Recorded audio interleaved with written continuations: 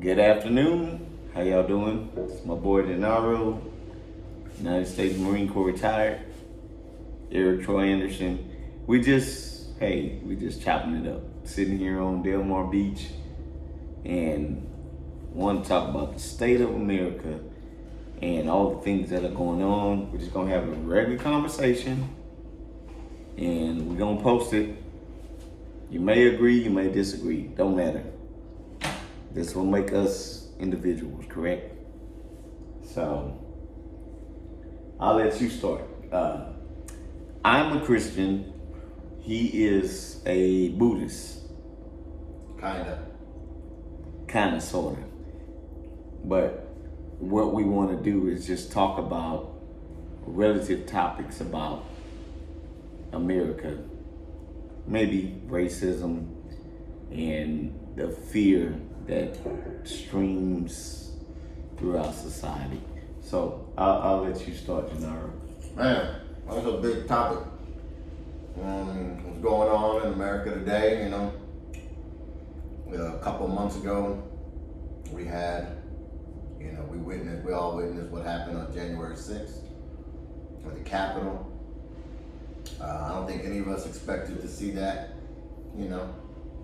ever. And it's opened some people's eyes. I mean, supposedly the people who were, attacking were,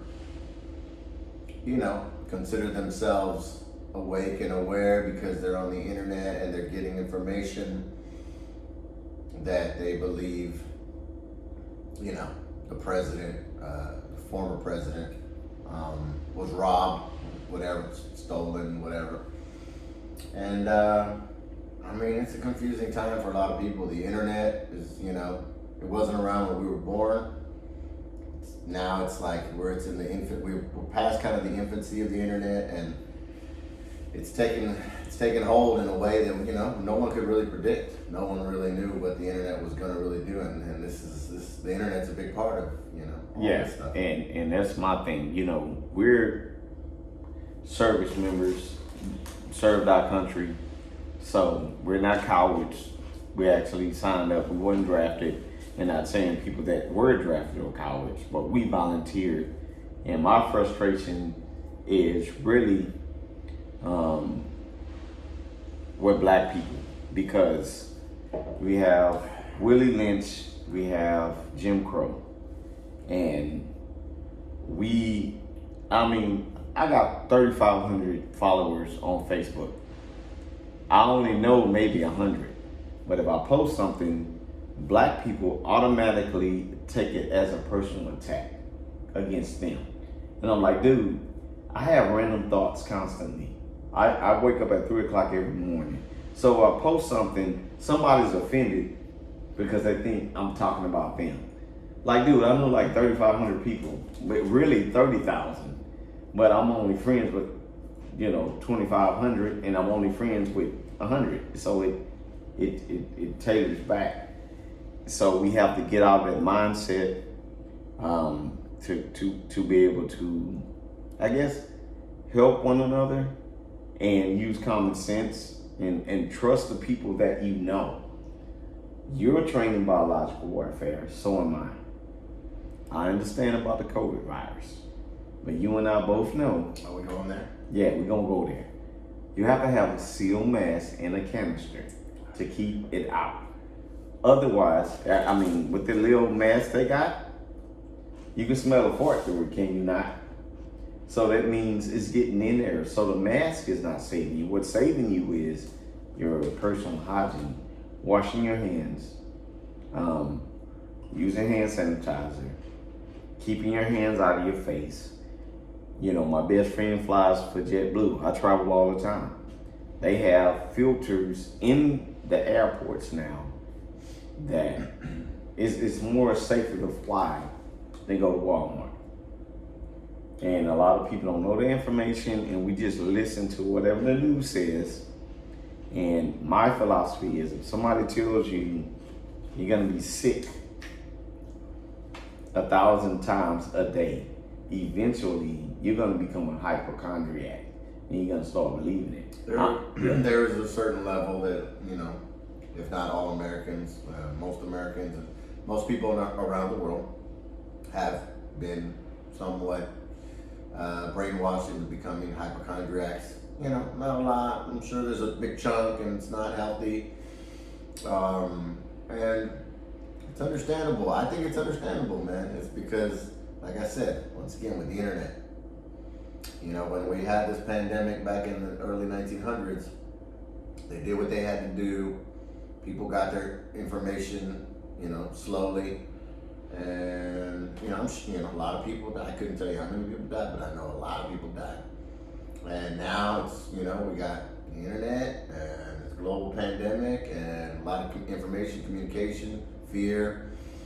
But also it's science, you know, like they're telling people, you know, like you said, be clean, wash your hands, don't touch your face, don't be sneezing all out there, you know, control your sneeze, control your cough. Don't touch people, and you know, if you don't have to. That shit, like you said, works. And so, yeah, there's a scientific aspect to it in that manner, and then how deep it goes with, you know, masks and everything. Bottom line is, we're already a year in. We're a year in the pandemic. We're hopefully on the tail end if everything goes well, and everybody's acting like it, as they should. Right. It's time to get back out there. Still wear some masks inside buildings. And keep your fucking hands clean, and don't be dirty, don't be nasty. But here it is. So we had the flu for 78 years, right? Yeah, the flu's always, it's been more than 78 So years. what makes us believe that they can come up with a remedy in 1 year for a new strand of flu? There's no remedy, there's no cure. There's no cure. These vaccines aren't even a cure. They're just, they keep people from getting the major symptoms that kill them.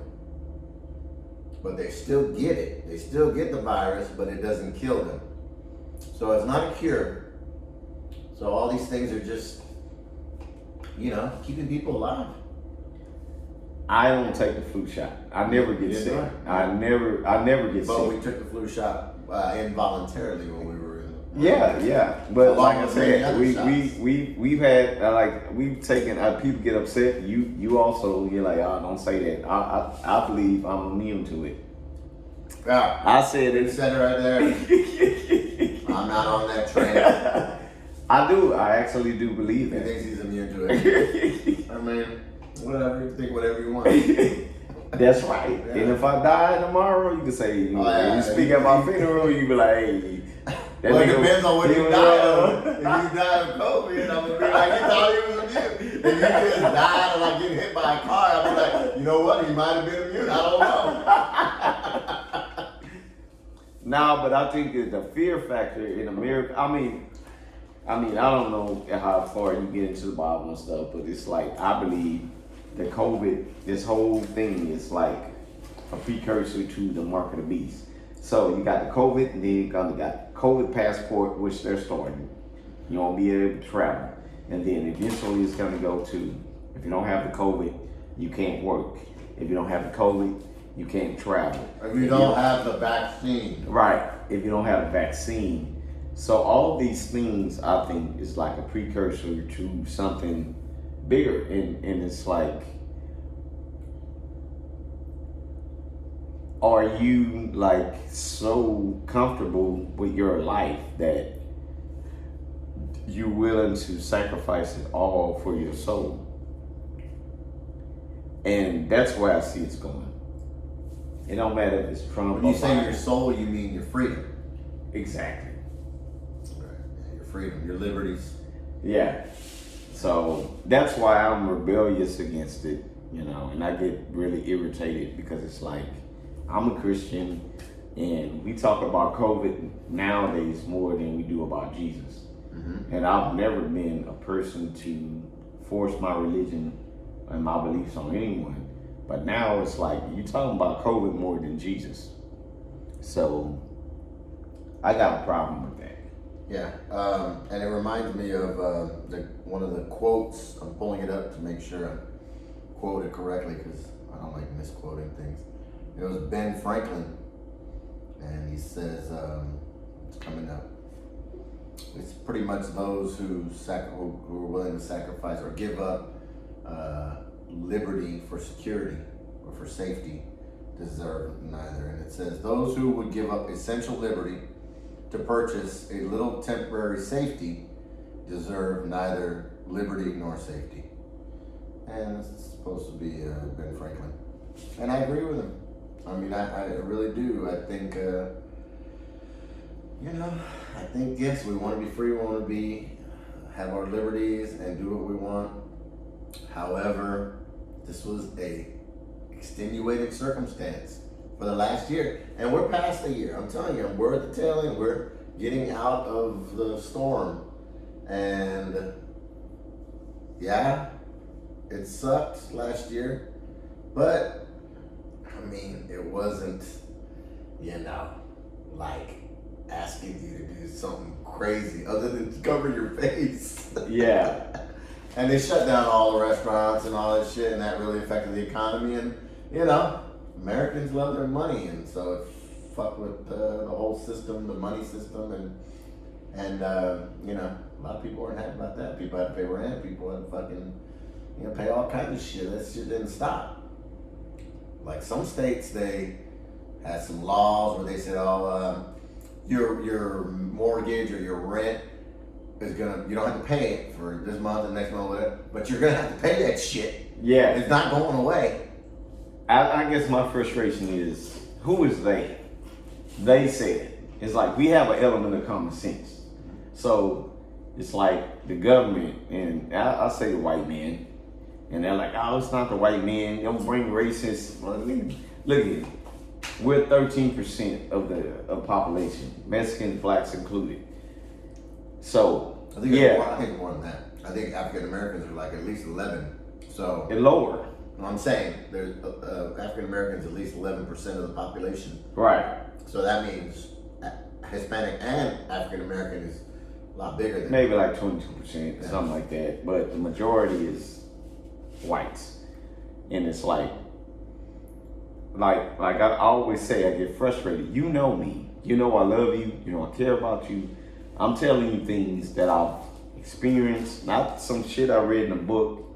I'm telling you what I've learned. I am trained in biological and chemical warfare. So I'm telling you things, but you'd rather listen to a total stranger telling you some shit and you don't even know them. They don't have no dog in the hunt about your life. They don't care. They're worried about their paycheck. So they're going to tell you whatever they need to tell you to make sure they continue to get your check. So I guess that's my frustration. It's like, look, if I'm telling you X, Y, and Z, you're gonna leave Z, Y, and X because they said it. And who the hell are they? Nobody knows who they is. I'm 45 years old. I still don't know who they is. They are. They are the bankers, world bankers. I mean, obviously that's it's like pinnacle. The world bankers and the monetary fund who, control banking around the world and all the different countries around the world. And there's countries who don't participate in it, very few. And then, of course, the United States and its allies, where they work together, and arms sales is a big deal, a big part of it. And basically, they are the ones in control of that shit. Whoever's in control of the money and the arms. And it's true. That's they. Yeah, that's they. Because I know when I was 28, I bought my first house. By the time I was 33, I had an $800,000 house. And I would go to the bank and buy houses constantly every year. And I can walk in the bank and get a $10,000 loan, but I always did things over the phone. Eric Troy Anderson, white person's name. And once they figured out I was black, whoa. Now we need to see ID. Before it was stated income only numbers. Like, we just need to see 2 months of bank statements and Mr. Anderson come in and get your check. after they figured out I was black, all this shit stopped. Really? So there is an element of racism. So black folks, don't think you above and beyond, because you're not. There's a white man's world, which it always irritates me, because some people don't get offended, but I'm like, we're smarter, we're stronger. I mean, think about it. Black man invented the three-prong stoplight, gas masks. Where we being bought today with COVID? We created that shit. Peanut butter, and I can't even talk about what Hispanics invented. You know, maybe you want to chime in. I mean, there's no doubt that both of our, our races have contributed, massively to humanity and to the creation of this country, the building of this country, and a lot of hard work on behalf of people of color. The First Nations people, the indigenous people, we have to speak of them, which I feel like I am in a sense, because my heritage goes through, many generations on this land. And bottom line is this nation is founded on white supremacy.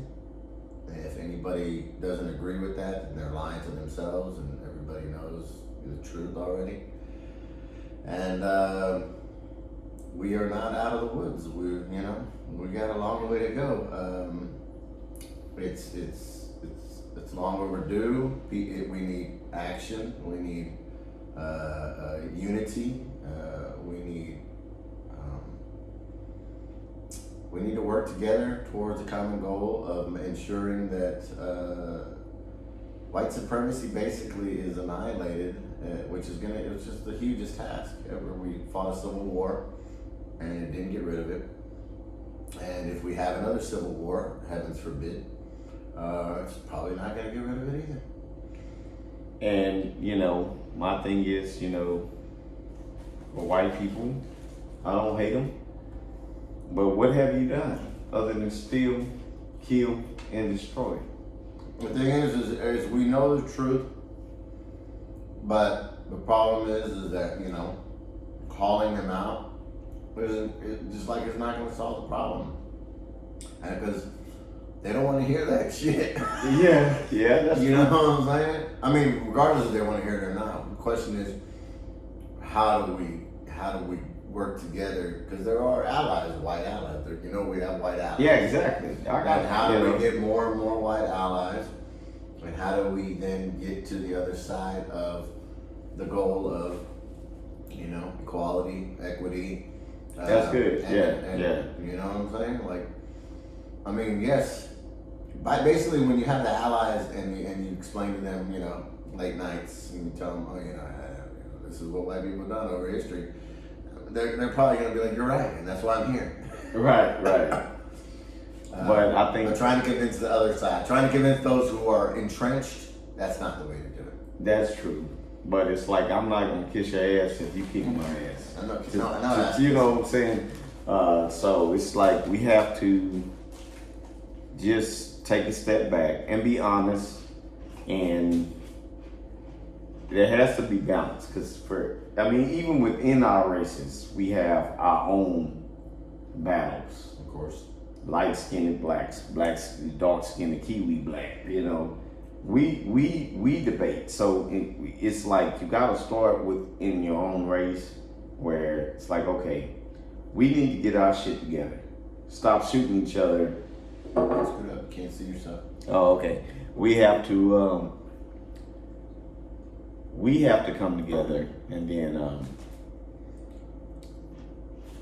fix ourselves within our own race. That's Because very difficult. We have racism within our own race, so how can we expect anyone else to? And that's the whole system. Pit them against each other. That's why I just said Jim Crow and Willie Lynch. they have taught us slave mentality, the house nigga against the field nigga. Right. You know, it's like, oh well, you know, Troy, he's out there, you know, he talking about running away, master.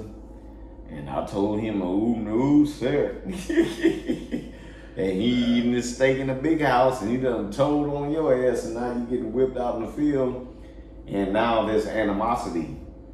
You know, same thing today. It hadn't changed. Just even though we're in 2021, nothing's changed.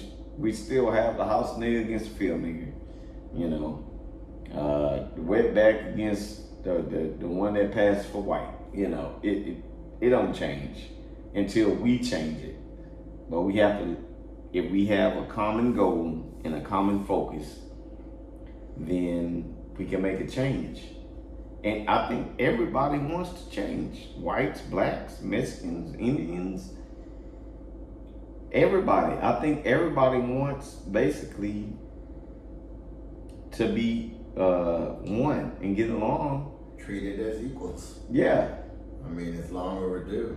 And the problem is that unfortunately the powers that be and the people that be, there are a lot of them who are willing to die to continue the status quo. And I basically, you know, none of us want it to come to that. But eventually, you know, I don't know, 100, 200, 300 years, I have no fucking clue how long it's going to take. Yeah. But eventually, if nothing gives, then there's going to be, you know, some craziness, some bloodshed. Nobody wants that shit, man. We want to get to the other side of the solution without having to fucking shed blood. And we already, like I said, we already did that shit. And if we do it again, it's not going to solve the fucking problem. Right. The only way to solve the problem is, which is very difficult, I'm not pretending I know, but is civilized in a civilized manner and turning our country into the country that we were promised in the Declaration of Independence and in the Constitution. All men are created equal. We know that was bullshit back then. I mean, it's obvious it was fucking bullshit, but we need to make it true. And that's what we're all trying to do, is that all men and women are created equal. You know what I'm saying? Like, and we need to rewrite them. We need to add that in there.